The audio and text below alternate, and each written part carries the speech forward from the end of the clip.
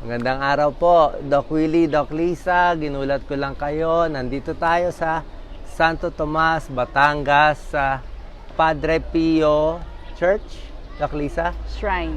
Padre Pio Shrine. Napakaganda. Ang daming tao dito. At dinalaw lang namin kasi meron din kami pupuntahan dito mamaya sa tabi.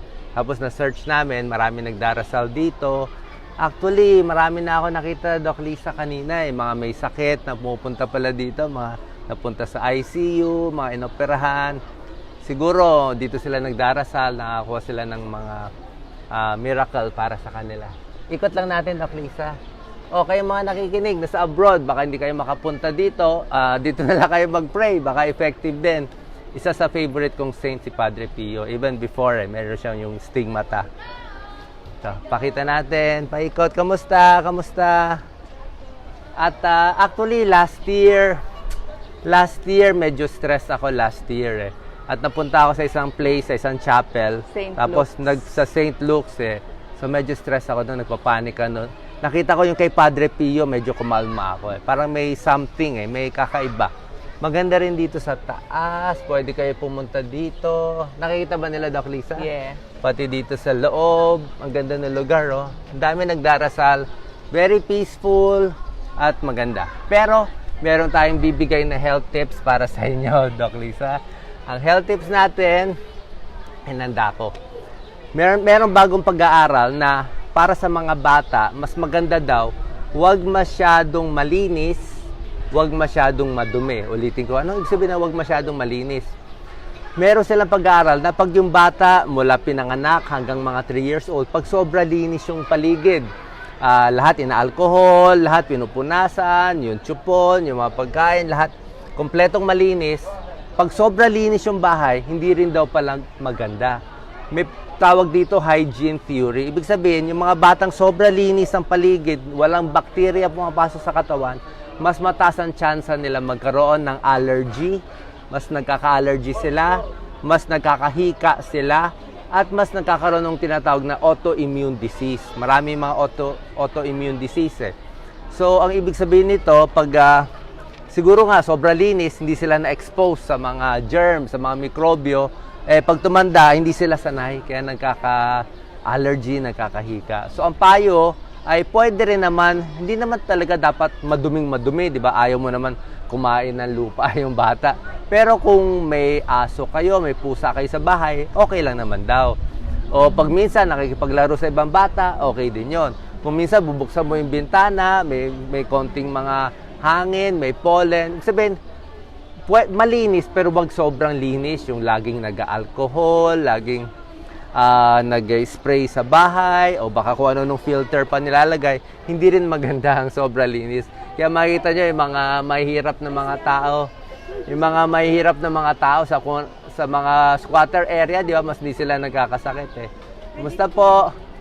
Mamaya ko, 1 minute, tapos ko to live. Pwede kayo sumama sa live kung gusto nyo. Pwede kayo. So, yun lang po, wag masyadong madumi, wag din masyadong malinis.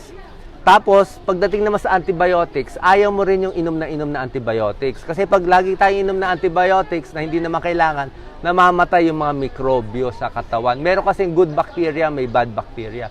Actually, billion ang bacteria. Billion. Ang masamang bacteria, mga 200 lang eh. So, yung katawan natin, meron yung mga good bacteria. Kaya, misa umiinom tayo ng mga probiotic, mga yogurt, Yakult, mga probiotic supplement, may tulong din yon. So, ayaw natin sobrang antibiotic para hindi mamatay yung mga good bacteria sa katawan natin. At yun lang, huwag lang masyado ding malinis. So, medyo kakaibang tips to, lalo na sa first 3 years of life. Tapos dito lang pinapakita natin. Doc Lisa, may tips ka para sa kanila? Yan, Yes. ka naman. So, hayaan lang po natin makipaglaro yung ating mga anak sa kanila makalaro sa labas ng bahay. Hindi ho kailangan ikulong sila sa aircon tapos panay ang lagay ng mga Clorox at linis na talagang sobrang puti ng ating mga baldosa. kailangan po nadudumihan din sila ng konti. Kung mga alikabok-alikabok. Actually, ang tips nila, pag nahulog daw yung chupon, pwede daw gamitin ulit. Pero ayaw mo naman sobrang dumi, di ba? Opo. Wag extremes. naman yung may cholera o may pulmonya, hindi rin yon. Pero yung konting dumi sa paligid, konting hangin, ma-expose mo yung bata, may tulong din para at least makalaban yung immune system. Para di sa ugali ng mga tao, sobrang walang stress, sobra yaman, hindi rin nagiging spoiled din yung bata eh.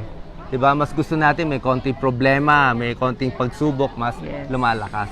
So, finally sa mga gusto mag-pray, ikot lang natin sila dito. Baka Yes. meron kayong mga matitinding sakit, may cancer, may malalang sakit, hindi gumagaling. Pag nandito kayo, maganda. Actually, Or may hihilingin kay Padre Pio. ikot na lang natin dito. Baka makahiling na sila dito eh. Akit natin. Ito ba yung pinaka-shrine sa taas, Doc Lisa? Hindi, ano siya, tower. Ito po Tower. ang shrine yung nasa likod namin. Malapit tayo sandali. Pwede ba pumasok? Nagmamas na eh. Hindi pa nagmamas. Hindi pa. Hindi, pwede na siguro ipasok. Papasok tayo sandali, ha? Ito, napakaganda. Lisa, lapit ka. Para hindi masira. Ito yung shrine. Ay, mass in ongoing. Mass ongoing. Atras muna tayo. Mass is ongoing. So, yun lang po. So, bagong tips sa mga sobrang linis. Final tips, Doc Lisa? Yes, pero syempre po, kailangan malinis pa din. Pero may benepisyo din pala yung hindi ganun kalinis. Pero wag din yung sobrang dumi. So yung extremes ayaw natin, yung nasa gitna lang. Oo, parang ikaw, mabilis ka maligo eh. So, nandito rin tayo. Alam nyo naman, sasabihin, Doc, anong ginagawa nyo? Alam nyo, pag marami kayong problema, maraming mga kalaban, marami tayong purpose, wala naman tayo bilyon na bilyon pera, ikot na lang tayo sa mga simbahan, baka makakuha tayo ng blessings. God bless po. Thank you po.